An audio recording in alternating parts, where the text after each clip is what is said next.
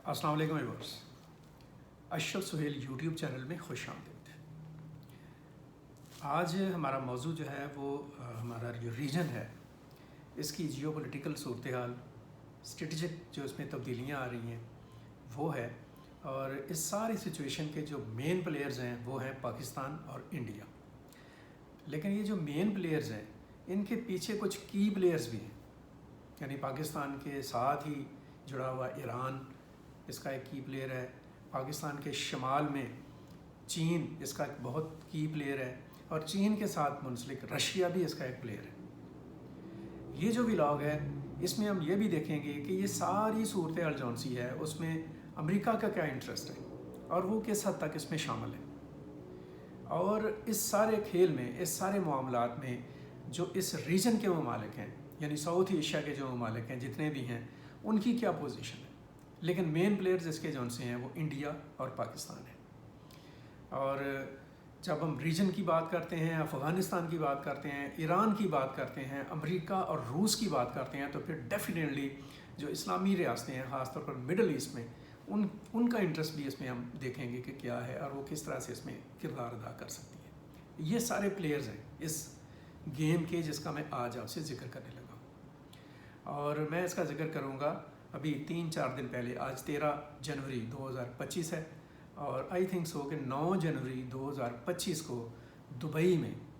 India और अफ़गानिस्तान के जो आला हुकाम हैं उनके दरमियान मुलाकात हुई है। अफ़गानिस्तान और इंडिया के वफूद ने दुबई में मुलाकात की है 9 जनवरी को। अफ़गानिस्तान के वफद की क़यादत मुल्ला अमीर ख़ान मुत्तकी ने की, जो वहाँ के आप कह लें अबूरी वज़ीर ख़ारजा है अफ़गानिस्तान के। और इंडिया का जो वफ़द है उसकी क़यादत इंडिया के फ़ॉरेन सेक्रेटरी, वज़ारत ख़ारजा के सेक्रेटरी विक्रम मिस्री ने की। वो भी बहुत एक उनके अहम और ज़िम्मेदार आप कह लें कि फ़ॉरेन मिनिस्ट्री के बंदे हैं। दोनों के दरमियान मुलाकात हुई, दोनों ने एक दूसरे के साथ ताल्लुकात बेहतर करने का अज़म ज़ाहिर किया। और अफ़गानिस्तान के वज़ीर ख़ारजा ने कहा कि इंडिया हमारा इस रीजन में एक बहुत अहम पार्टनर है, बड़ा अहम शराकतदार है। आप ज़रा सोचते जाइएगा, यानी इंडिया की मोदी हुकूमत और अफ़गानिस्तान की अफ़गान तालिबान दोनों ही अपने अपने आप कह लें कि हद पर जो भी उनकी कैफियत है वो हम सब समझते हैं, दोनों एक दूसरे के करीब आए। और दोनों की जो कुर्बत है वो किस लिए है, किस मकसद के लिए।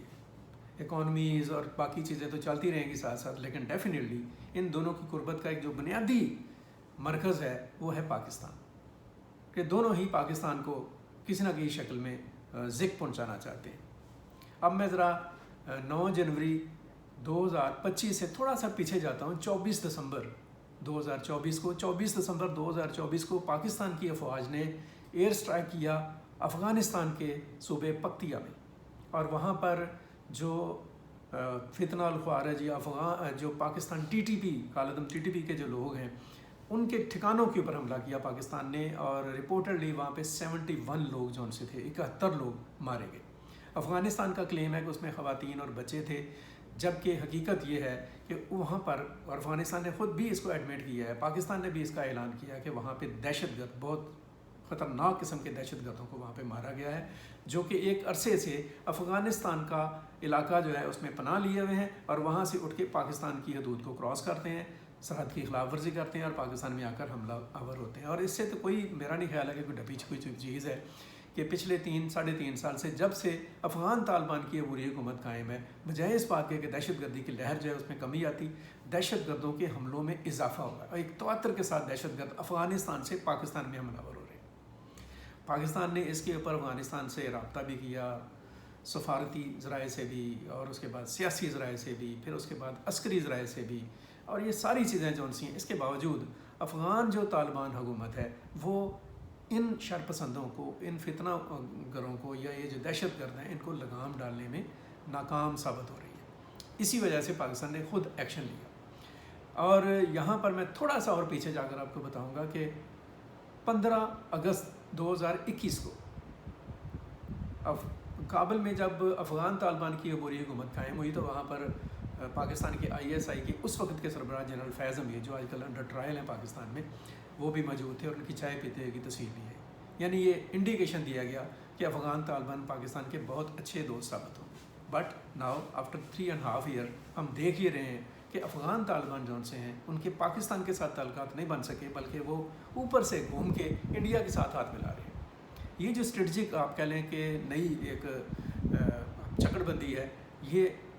بالکل جسے کہا جا سکتا ہے اس میں کوئی شک نہیں ہے، اس میں کوئی شبہ نہیں ہے کہ یہ پاکستان کے لیے کسی بھی شکل میں مفید نہیں ہو سکتی۔ افغان طالبان جس طرح سے انڈیا کے ساتھ تعلقات بنا رہے ہیں اس کے امپیکٹس کیا ہوں گے؟ اس کا سب سے بڑا امپیکٹ جو سا ہے وہ پاکستان اور چین کے درمیان جو سی پیک ہے،